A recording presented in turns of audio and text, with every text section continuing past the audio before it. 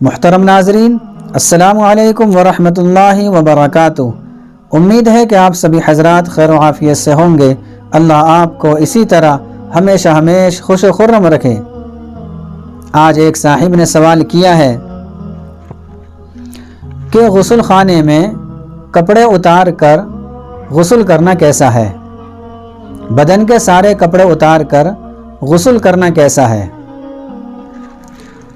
اور کیا غسل کے بعد دوبارہ وضو کرنا ضروری ہے، یا غسل کے بعد اسی وضو سے جو غسل کے دوران کیا ہے نماز پڑھ سکتے ہیں؟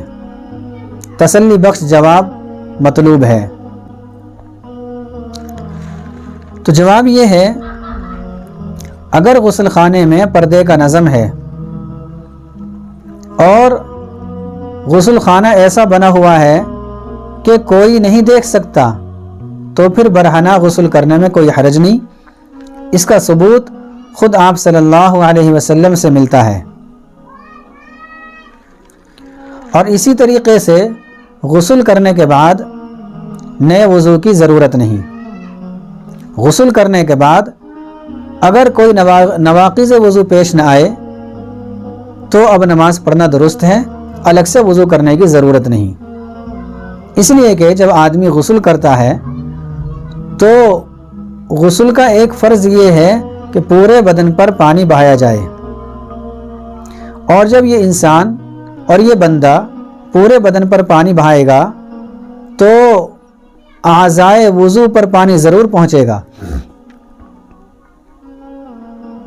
اس لیے اس کا آٹومیٹک وضو ہو گیا، چاہے یہ غسل کے دوران الگ سے مکمل وضو کرے یا نہ کرے۔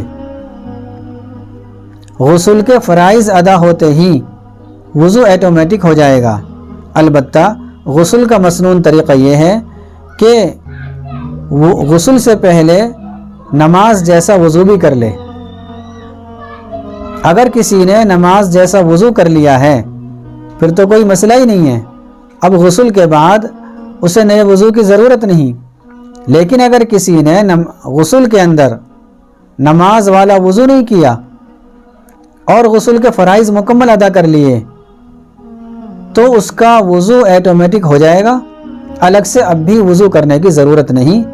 البتہ اگر کوئی نواقض وضو پیش آ جائے، مثلا ریح کا خروج ہو جائے یا بدن سے کوئی نجاست نکل جائے، تو اب چونکہ نواقض وضو پیش آ چکا ہے اس لیے اب اس کے لیے وضو کرنا ضروری ہوگا اگر اس کو نماز پڑھنی ہے، اور اگر نماز کا وقت نہیں ہے تو اب وضو کی ضرورت نہیں ہے۔